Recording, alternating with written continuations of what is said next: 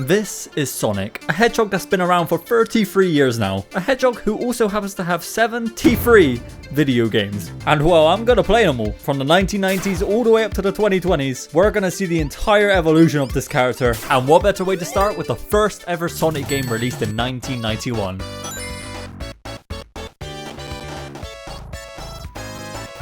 Sonic the Hedgehog 1 has to be one of the most iconic video games of all time. It introduced us to the world of Sonic, and like most games back in the 90s, Sonic 1 is a side-scrolling pixel game where you go through various zones that lead you to boss battles. You open up the game to be greeted by one of the best zones in the Sonic series. Green Hill is fast, fun, and the soundtrack behind it is phenomenal. But once you complete it, you then gotta deal with these three zones. Marble Zone takes away Sonic's speed, Spring Yard Zone isn't actually that bad, it's just annoying at times, and the Labyrinth Zone, well, it kinda speaks for itself. Luckily, Starlight Zone is fantastic, but once you get there, you're basically at the end of the game. However, the graphics are vibrant and colourful with environments that have fluid animations. So many things about this game feels impressive for its time, especially the loop-de-loop mechanic. This is the point where Sega knew they had created something that they could milk for years. But overall, I love this game. It's an 8 out of 10 for me. And I won't lie, after playing Sonic 1, I was so excited to get on to the next game.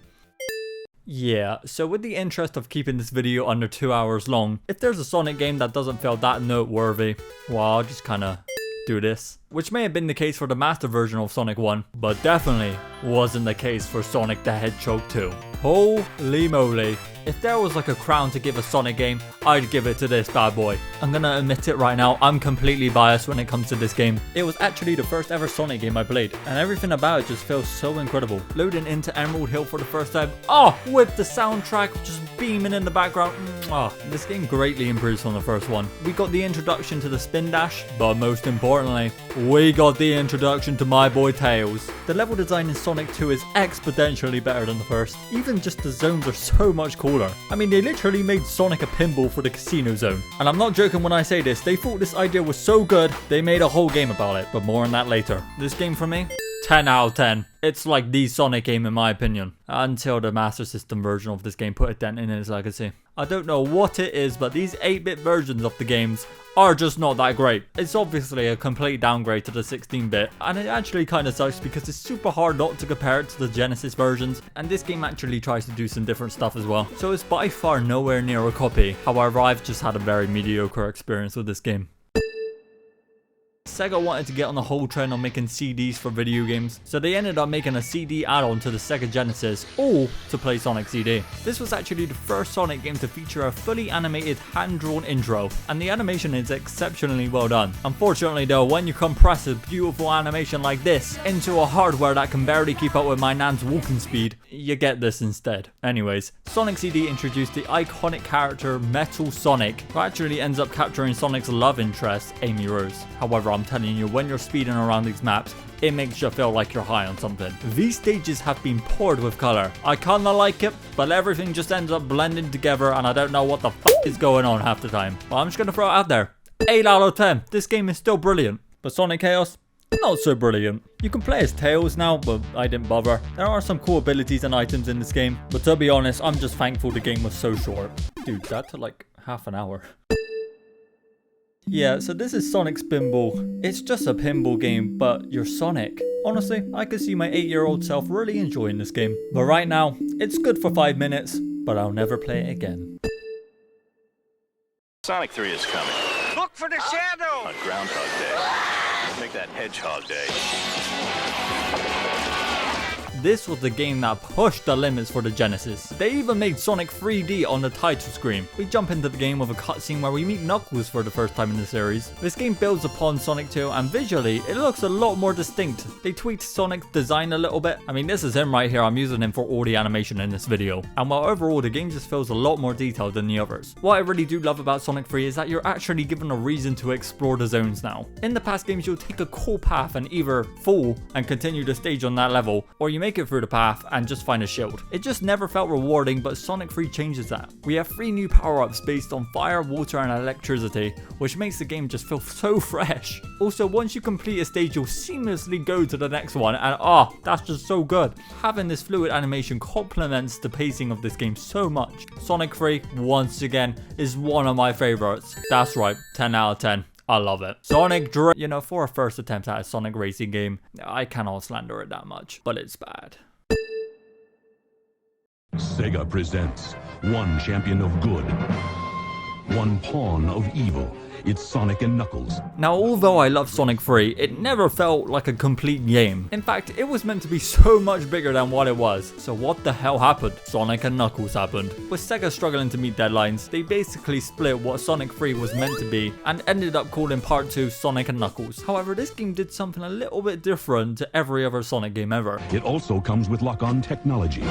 It introduced this new lock-on technology which allows you to place the cartridge into Sonic and Knuckles, which gives you access to either play the game or give you new content for other Sonic games. This was basically gaming's first attempt of a DLC, and well, it actually worked. Once we load into Sonic and Knuckles, well, it's quite literally the second half of Sonic 3. 9 out of 10. Sonic Triple Trouble lets you play as either Sonic or Tails. Unfortunately though, with it being released on the Game Gear, we're back to the crappy 8-bit format. People actually seem to really like playing as Tails in this game, so what did Sega do? Tails Adventure. Yeah, they gave Tails his own game. And another one. And well, because Knuckles was so well received in Sonic 3, they gave him his own game as well. This one has one of the most irritating game mechanics I have ever seen. The core gameplay involves controlling two characters simultaneously, connected by a magical ring. And for me, I might just suck, but I could not get this around my head. I wasn't able to build any momentum ever. It just felt super clunky in my opinion, and I did not enjoy this game one bit. It's a very minimal improvement from the first game. It all still looks the same, but there are new characters in game modes that does add a little bit of spice to it. Yeah, it's still really nothing that special. God, this game is like a nightmare come to life. They completely take away the speed of Sonic. That's literally the story. Dr. Robotnik steals Sonic's speed boosts and replaces them with slow down boosts. So now Sonic is put into a labyrinth where he got to solve a bunch of puzzles. Who thought this was a good idea? Whew. It's repetitive. The music becomes darn near infuriating. It's another Sonic game on the Game Gear. Get this character off the damn Game Gear. For some reason, Sega was like, nah. Instead of putting him on a new console, we gotta push the limits with the Game Gear. And so Sonic Blast was born. This game features pre-rendered graphics, which is Sega's big ambitious attempt to make Sonic look more 3D. And well, it's hideous. This deadass might be the ugliest game to ever exist. Look at it!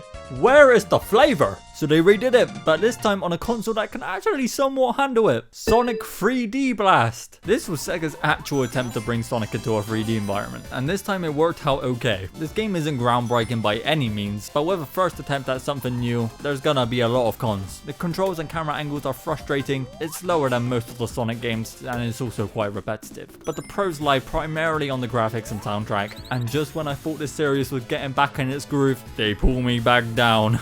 With Sonic Schoolhouse. Hi there, I'm Sonic the Hedgehog. You're going to play in my schoolhouse. I don't know if I wanna anymore. I am convinced this game is a horror game. Reason 1, the voice. Now you can play one of my cool schoolyard games. What is with that voice? Reason 2, the rabbit that looks like he snorted 10 lines. The other characters you can pick are also just as terrifying. And reason 3, the numbers. They look like the Numberjacks, and I was terrified of that show. The fact that this was the first Sonic game to release on a PC is crazy. What a load of bollocks.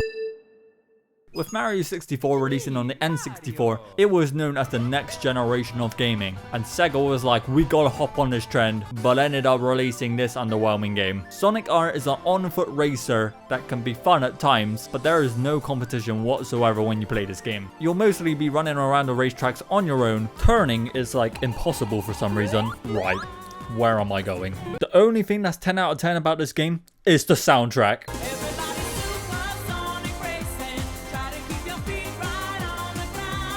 So I'm gonna give it pity points just for that. Sonic Jam served as a compilation title where you get to play all the classic Sonic games within one game. It also featured the additional Sonic World section, which allows you to run around and explore Sonic's history. I mean, you can't really go wrong with a game like this. Sega wanted to make a game that you can play from your pocket. So with that idea in mind, they created a Sonic game for the Neo Geo Pocket Color in 1999. Sonic Pocket Adventure stays true to the classic Sonic formula, which offers that fast-paced platforming action across various zones. It's in the 8-bit format, and you guys know how I feel about 8-bit games. But with this game, I'd say it's an exception. Something about it just has a good little charm to it. Also, the game is extremely short. Like, I beat this in 30 minutes short. Overall, it's a solid little fun game, but it's nothing compared to what Sega releases next.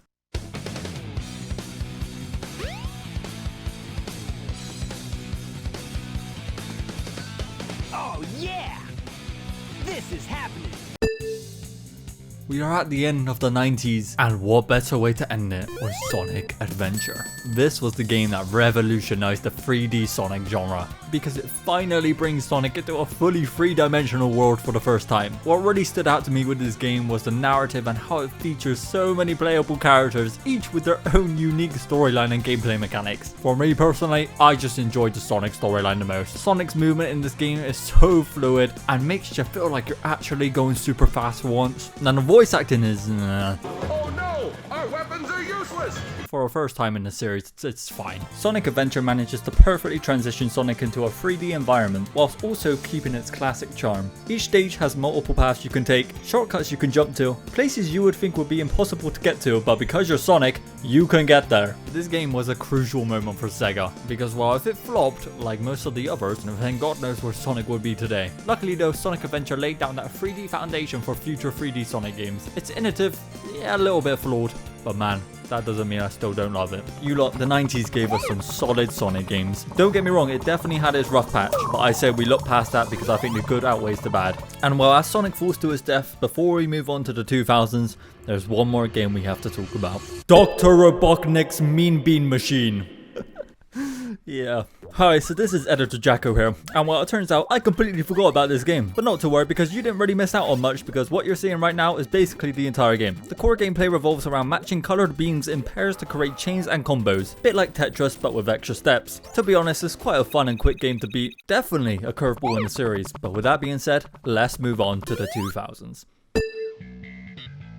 Shit, if you thought Sonic Adventure was good, meet the goddamn sequel to it, bro. Sonic Adventure 2 might be the best 3D Sonic game that's ever been made. Jumping off that helicopter and entering the first and what most would say is the best and most iconic level in Sonic history. Escape City is an incredible opening to the game that sets a fun and energetic tone that the rest of the game holds. Even after you finish it, we're then introduced to Shadow the Hedgehog for the first time in the series. He also even gets his own game down the line, but don't worry, we'll talk about that later. This time the story is more focused and cohesive than the first game, as it features two intertwined stories, the heroes and the dark. Sega got super creative making these levels, as they're split into speed stages, mech stages and treasure hunting stages. My least favourite was the mech levels. Don't get me wrong, they provide a nice contrast for the game, and it's always good to play as my boy Tails. However, the controls are just so damn clunky. Speed stages are the clear winners here. They're just fun and it captures the essence of Sonic and Shadow's speed. Treasure hunting stages sit in the middle for me. The exploration is fine. You can't really go wrong with playing as Knuckles, but I don't really care for Rogue. Sonic Adventure 2 stands as one heck of a high point for the Sonic series. The legacy of this game is genuinely unmatched. People ended up loving it so much it got re-released on so many different platforms. What a way to start the 2000s, am I right? We return back to the 2D side-scrolling platform roots, but this time Sega finally gave in and put Sonic on a Nintendo console for the first time ever. The Game Boy Advance allows this Sonic game to be so vibrant and colourful. We can play as Sonic, Tails, Knuckles and Amy, and while I actually ended up doing 2 playthroughs as Sonic to try and get the true ending where he crashes down in his supersonic form. And there it is, ladies and gentlemen. Luckily it only takes about 45 minutes to beat the game. I can't pin what makes this game better than the first, but for some reason it was just so fun to play. The graphics and animations are great. I love this pixel design we got going on for Sonic, bro. He looks so badass. It introduces Super Boost for the first time, allowing Sonic to reach even higher speeds. One thing that was a bit weird for me was how boring the final boss fight was before he goes all Super Saiyan shit. I'm just sat here waiting. But other than that, I think this game is brilliant. I love the level design. Didn't really love how Amy was replaced by Cream the Rabbit, but hey, what can you do? This is just another collection game. But this... God damn it, Sega, you just had to remaster this game and ruin it. Sonic Adventure DX Director's Cut enhances the graphics, but I don't actually like it. He looks like plastic that's been spray painted blue. And to be honest, I just prefer the polygonal look. There's also a bunch of other reasons why this game is inferior compared to the original. Don't get me wrong, you can still find enjoyment out of this game. However, if you're looking to play Sonic Adventure, please just save yourself and play the original. 12 years ago, a legend was born. On January 7th. Okay, so I'm just gonna stop it right here because I have no idea why this game trailer is so dramatic. Sega once again tries to bring a fresh twist to the classic Sonic formula, and this time it's by introducing team-based gameplay. Sonic Heroes allows you to play as 3 characters simultaneously, each with their own abilities categorized into speed, flight, and power types. The concept for sure adds variety and strategy to the levels, as different obstacles and challenges require specific skills for each team member. I think Sonic Heroes is a bit of a mixed bag for me. It suffers from technical issues and inconsistent level design, but this one does fall a bit short when comparing it to other Sonic adventures. Someone on the Sega team thought to make Sonic a fighting game, and well, it's actually pretty good. I won't lie though, if I played this one as a kid, I would have gave up on it in seconds, just because of the sheer amount of dialogue there is to keep up with. But the story though, pretty good. It was a fun game. With both Sonic Advance 1 and 2 being so good, you already know I was hyped to play the 3rd edition. Similar to Sonic Heroes, this game emphasizes on teamwork, as you'll get to pair characters to navigate through various levels. The way this one was developed felt so much more fluid compared to Sonic Heroes. Obviously, they both sit in completely different formats, one being 2D, the other being 3D. But in my opinion, Sonic Advance 3 did it better. This is the final installment of the Sonic Advance series, and number 3 is the weakest out of all of them. Fun fact though, Advance 3 was also the last Sonic game to be released on a Nintendo handheld device before the Nintendo DS came along. But before we get to those games, we gotta play Shadow the Hedgehog. When I was looking at the list of games I had to play for this video, this was the one I was most excited for. Jumping into this game, I didn't realize it would have as dark of a story as it does. You load it up, and a girl called Maria gets blasted in the face by a pistol. Yeah, that's what we're dealing with here. Shadow has forgotten all of his memories, and we need to uncover his mysterious past with guns and motorbikes. It's so funny to me because it's so like bad, but it's just so good at the same time. This dude is the most dramatic character in the series. He's also just a straight up villain if you take that path. For some reason, they gave this game 10 different possible endings. And before you ask, no, I am not going to do them all. In fact, I got the ending where he's a pure ass villain and wants to blow up the entire planet. I then searched up the other endings and found the true ending, which I kind of wish I did because this one is so much cooler. So I don't know if you guys ever watched the Sonic X animated show, but they made a game for that and it's absolutely horrible. Sonic Rush was the first Sonic game to come to the DS. It took advantage of the DS's unique features such as the dual screen, and I ain't gonna sugarcoat it, this game is brilliant. It might be the most colourful and vibrant game we've played yet. The sprites and animation are polished, and the speed you can reach is actually surreal for a 2D game. To be honest, sometimes you just let the game take the wheel because your eyes can't keep up with it. Now hear me out, the controls and camera in this game makes it unplayable, or maybe I just suck. Yeah, so I'm just gonna straight out say how it is. It's the worst Sonic game that's ever been made. What the hell was Sega thinking with this, man? This was meant to be Sonic's big reboot for the next generation of games. Having the audacity to just call this game Sonic the Hedgehog is a complete violation to the Sonic the Hedgehog series. I have never seen a game that's felt so unpolished and slow as this one. Jesus, this water animation is ugly. Right, why am I going like 2 miles per hour? Everything about this game is so jarring. Bro, what is going on? Why am I don't get it. I don't get this game. She's crashing down. Oh, my game froze. Oh, never mind. I just... Oh, and the voice acting. Don't even get me started. I'll head into the jungle. Stop talking. Okay. Why did she say okay in lower caps? And yeah, this whole subplot Sonic and the princess got going on, it's so weird. What the fuck is going on? Nice smile. Nice smile! That's Sonic Riz. Oh, the wink as well. Words can genuinely not express my feelings about this game. Even after you finish the Sonic storyline, you get access to the Shadow and Silver episodes. And forgive me, but I did not want to go through the pain. This game is just a pure joke, and even after doing some research, I found out that Sega actually split the development team and rushed to release this for the holidays. But I ain't giving them no sympathy. This should never have happened. And you want to know what's even worse? They split the team and ended up working on... Yep, Sonic and the Secret Rings was the game they started working on. Now look, it's better than Sonic 06, but I still hate it. This camera angle choice, unplayable. Okay, am I having a damn seizure right now? So when the Wii released, along came Sonic and the Secret Rings with it. Initially, it was meant to be an Xbox 360 and PlayStation 3 game, but when Sega saw the Wii motion controls, they completely repurposed the game to utilize the Wii's capabilities. And it just didn't work for me. I don't know, man, maybe I'm being a little bit harsh with this one, but I have nothing to say other than I got a headache after playing it. This is a 2D racing game for the PSP, and it's alright. Whoa, look at that, another one, wow. I guess I'll talk about them. So these two are just very mediocre. I could not give a toss about the stories in both of these games, because let's be honest, if you're playing a racing game, there's only one thing you care about, and that's winning. The game modes are quite fun, playing as Shadow and Silver was also cool, but other than that, there's not a lot to say, it's just mediocre.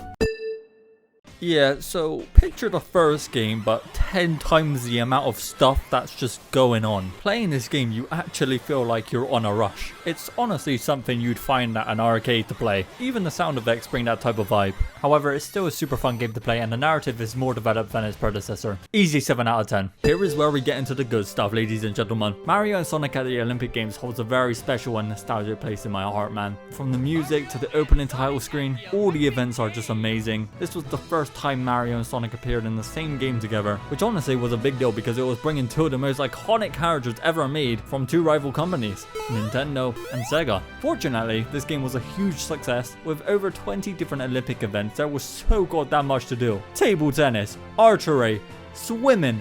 Shit, I think this was the game that actually got me into sports. The roster is also stacked with characters from both Mario and the Sonic world. However, because I'm so generic, I only ever play Mario or Sonic. But if I was feeling a little bit peckish, I'd pick my boy Shadow. This game, 10 out of 10. Even if I'm biased, I don't care, this game is great. Sonic Riders Zero Gravity. You know, when your competition is Mario Kart Wii, you might as well throw the towel in because nothing is better than that.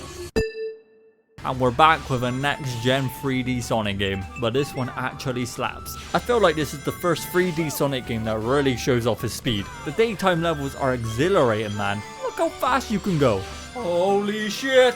I love how these levels feature a mix of 2D and 3D perspective. It creates such a dynamic and visually appealing experience. The soundtrack for this game is also something else, man. It perfectly captures that energetic and adrenaline pumping experience. The story, on the other hand, was something I struggled to attach to. And honestly, that's probably because of the inconsistent pacing between the day and night levels. But it doesn't take away the fact that I still love this game. Being able to turn into Werehog at night was a cool concept, but it was also very bold. It for sure slows down Sonic, and for some reason he has super long arms. But in my opinion, I think the highlights of this game lay in the daytime levels. This was Sonic's first RPG game, and it's not great. I cannot play this for much longer. What Sega employee thought of the idea to put Sonic in King Arthur's world? It's such an odd combination, but it kinda works. Sonic wields a talking sword named Caliburn, which allows us to engage in proper melee combat whilst also navigating levels at high speeds. But I ain't gonna lie to you lot, I ain't the biggest fan of this game. To start, why is it so short? I for real beat this in like under 2 hours. Secondly, using the sword was super clunky, probably because the Wii remote wasn't fully fantastic yet, so I'll let that slide. But other than Sonic transforming in the end battle, which was honestly kinda badass, it was just another mediocre game. Let's end the 2000s off with an absolute banger. Mario and Sonic at the Olympic Winter Games! Whoever did this voice, you made my goddamn childhood. If there was like a ranking for voiceovers in video games, number 1, Wii Sports. Number 2, Mario and Sonic at the Winter Olympic Games. Anyways, this game takes Sonic to the Winter Olympic Games, where we can play snowboarding, ice hockey, ski cross, whatever this was called. So many games and characters to pick from, man. I do believe the iconic anthem they got playing in the background really feeds my nostalgia. Hearing that tune again gave me goosebumps I ain't felt in a long time. Playing this game again, it's like I never left. Every game mode is so well designed with incredible graphics and scenery to look at. As a kid, my eyes were amazed just by how good everything looks. Not to also mention the Dream Sports where you can ski jump through Mario Galaxy or snowboard down Radical Highway. This was peak gaming as a kid, and playing it in 2024, it's just as good as I can remember. 10 out of 10. Oh, Knuckles has arrived, and he says subscribe to Jacko, this video took him forever. Well, I mean, he ain't wrong. And before we move on to the next decade, why don't we take a look at some cancelled Sonic games? This is Sonic Odyssey. Ubisoft, an unreleased educational game developed in 1991 for the Sega Master System. So there are 15 main levels in which players have to find and complete word puzzles and mathematical equations. To be honest, I would have rather played this one instead of Sonic Schoolhouse. Moving on, we have Sega Sonic Bros. It is again a puzzle game, but it also introduces two characters who will never ever see the light of day ever again, Yellow Sonic and Red Sonic. And yeah, if you haven't guessed it already, the title of this game was heavily inspired by another franchise. We also got Sister Sonic that was cancelled in 1993. It's a weird dilemma that I don't really want to get into. Sonic Crackers was developed as a prototype for Knuckles Chaotic. It's cool to see that this game was originally meant to be a Sonic game, but I do like how they spinned it off to Knuckles. And finally, we have Sonic Extreme. This was meant to be the very first 3D Sonic game ever, and while in the end all we got was this super dodgy promo trailer. I'm also so surprised Sega didn't catch a lawsuit with this one, because they used Mario to promote it. Sega. And now with that being out of the way, let's move on to the 2000s. Sonic and Sega All-Stars Racing! Sega finally got their shit together and released a good racing game. Remember when I said no Sonic game could compete with Mario Kart Wii? Well, this one still doesn't, however, that doesn't mean it's not great. Sonic Sega All-Stars Racing feels like a damn fever dream. The roster for this game is such a big standout. You can basically play as anyone from the Sega franchise. My absolute go-to was Amigo, as well as his inspired racetrack was also my favourite. The handling in this game is amazing compared to most kart racers, the drifting felt phenomenal, and the special abilities felt like such a unique aspect of the game, even though some were shockingly bad and some were just broken. So you're telling me Sega creates this racing game, but then sees the Xbox 360 Connect and is like, nah, we gotta also make a racing game for this console, but this time you use your body to move. It's horrible. In fact, the entire Xbox Connect was horrible, and the only fun thing it had going for it was either Just Dance and Connect Adventures. 3 out of 10. So Sonic Colors is basically if you put some Mario Galaxy power-ups into a Sonic game, you get this. And what I mean is actually really good. This is a game that blends the traditional Sonic experience with new gameplay mechanics. These little alien wisps grant you temporary powers in this game such as boosting, drilling, and hovering. This adds a really cool layer to the game. I want to give props to the level design. This game takes place in Dr. Eggman's Interstellar Amusement Park. What the hell? And you know, with it being an amusement park, almost every level is super vibrant and imaginative. This was the first Sonic game where I actually cared about the rank you get at the end of each level. Trying to master every move and ability you get was so much fun and it genuinely had me hooked. The only thing I didn't like about this game was the story and cutscenes. A lot of it felt stale and boring, and the comedy did not hit. Sonic Colors is now one of my favorite 3D Sonic games, so it deserves a whopping 9 out of 10. This game tries to continue the story from Sonic the Hedgehog 3. Yes, the one in 1996. Remember when we talked about that 15 minutes ago? But instead of making something good, they completely butcher it. I don't know, man, why couldn't you just let this trilogy rest in honor? Trying to bring back that classic 2D Sonic gameplay with modern enhancements just felt a little bit wrong to me. Don't get me wrong, you can do it right, but perhaps if Sonic 4 was its own thing, I would have liked it more. Both episode 1 and 2 are so short. Sega really do struggle to make a long Sonic game. Overall, I just don't think this game gave the nostalgia that I'm guessing many people were looking for. But on the other hand, and that is how you adapt, Sega. Well done. Sonic Generations is one of the best Sonic games ever. It celebrates Sonic's legacy by integrating classic and modern Sonic gameplay mechanics, soundtracks, and offers this satisfying experience for both old school and contemporary Sonic fans. The game is divided into 3 main eras: the classic era, Dreamcast era, and the modern era. Each era has reimagined levels from the past games. These levels are some of the most fun I have had yet. They've took what they learned from Sonic Unleashed and made him feel fast again. Honestly, this is everything I've wanted in a Sonic game for a hot minute now. It has a nostalgic appeal, the controls are just as brilliant, the story is good as well. It's just perfect. Another Olympic game is a W either way. And they go and make a sequel to their best racing game. This time your car can change into a boat or plane, hence the name Transformed. I'm gonna be honest, I'll still forever prefer the original purely because of nostalgia. However, this one is still great. Every track is so well designed, complementing their respected franchises. The vehicle transformations add a neat dynamic to the races, keeping it fresh and interesting. Realistically, it does blow its predecessor out of the water. But overall, it's a nice love letter to Sega. 8 out of 10.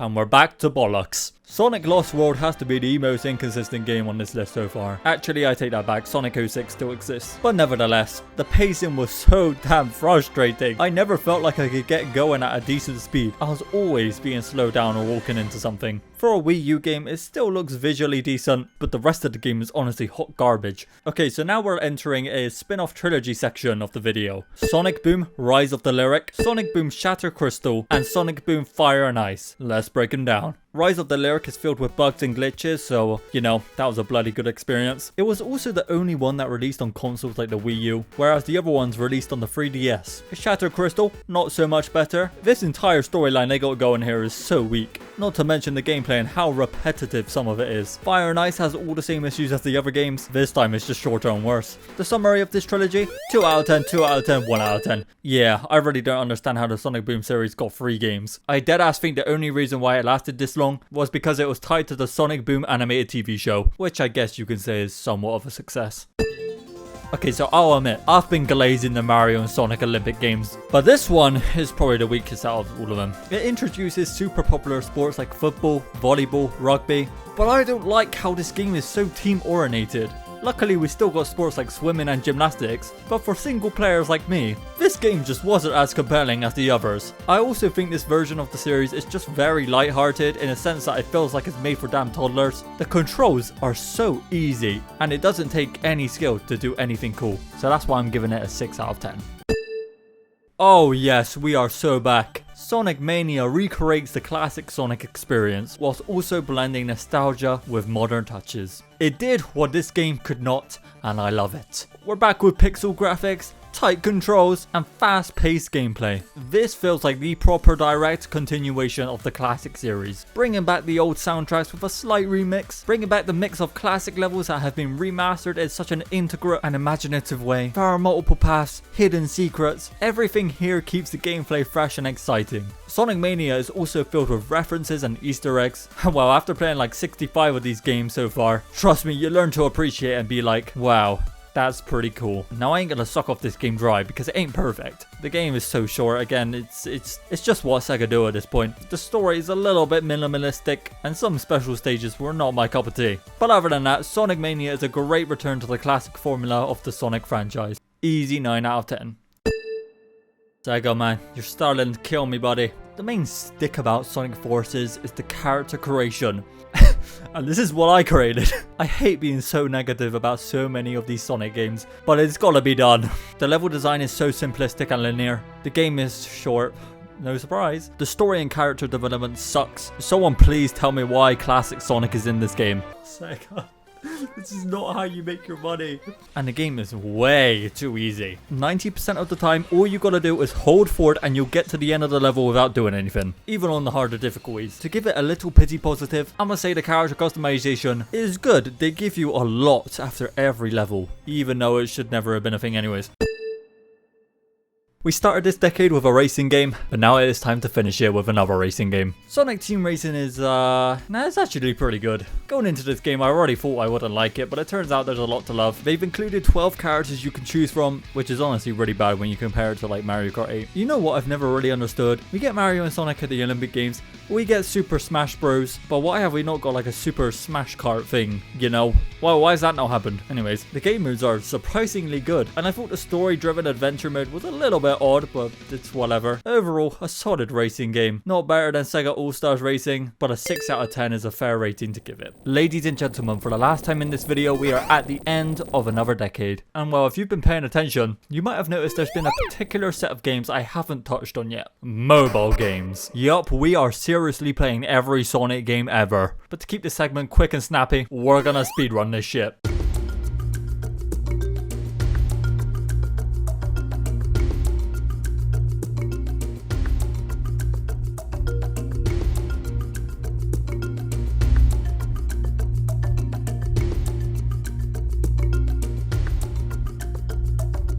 Yeah, I really ain't big on mobile games. They also put the classics on mobile as well, which was cool. There were some games that I literally couldn't play because they took them off the App Store, but it is what it is. And with that being said, let's go to our final decade.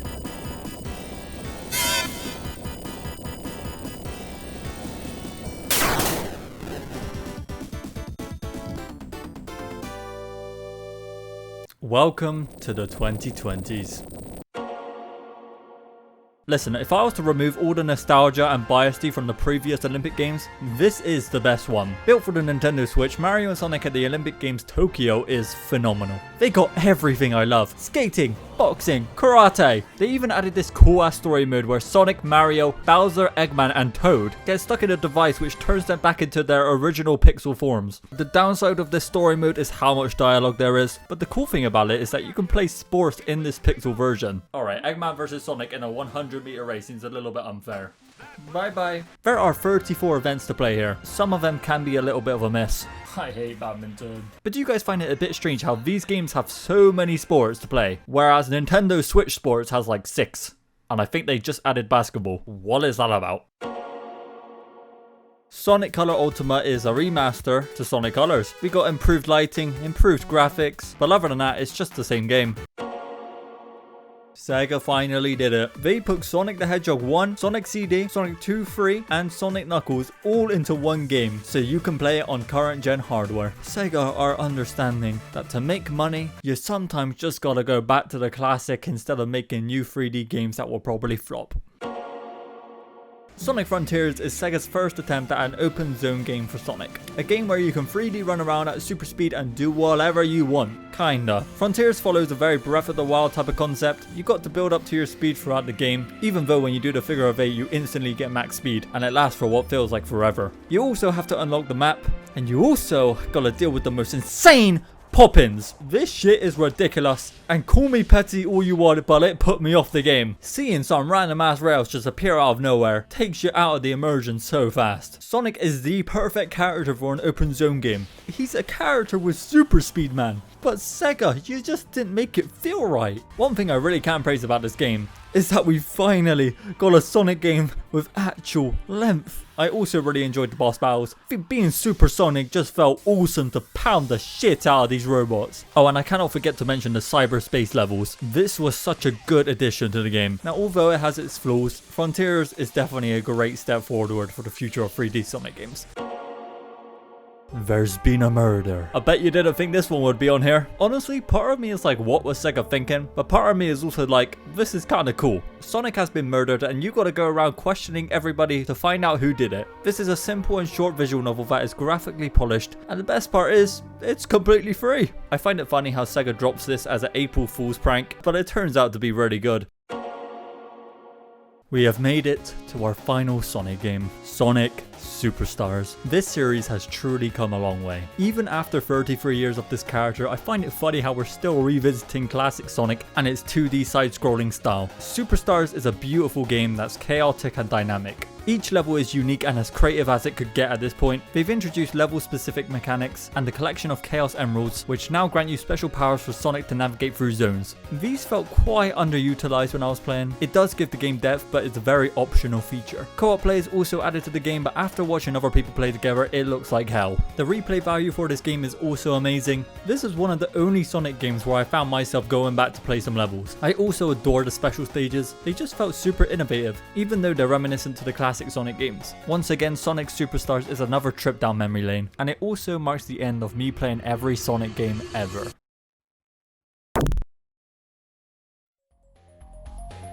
Hello everybody, if you made it to this part of the video then genuinely thank you so much. Playing every Sonic game was such an ambitious goal of mine, and trying to fit it all into one video without it being boring or repetitive felt so impossible at times I almost gave up on this video. But hey, in the end we pulled through, and I'm happy to say that this is my favorite video yet. My main goal for this video was to almost treat it as a tribute to the character, to honor the legacy and show the evolution of this blue hedgehog. In the end, I did my absolute best. Now I will happily do this type of video again for any other franchise ever. However, you guys gotta pull through for me and show me that you like this video by either liking it or subscribing to the channel. But hey, with that being said, I really hope you guys enjoyed it. If I missed a Sonic game, I'm sorry! The amount of research I had to do was genuinely crippling, and while there is a chance that I did miss the odd one, but I am pretty sure I got them all. So yeah, I don't really know how to end this video now.